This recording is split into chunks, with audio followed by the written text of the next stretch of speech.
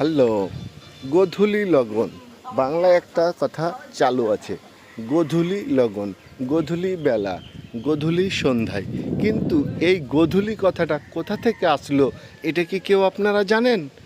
যারা জানেন তারা তো অবশ্যই জানেন, আর যারা জানেন না তারা একটু জেনে নিন।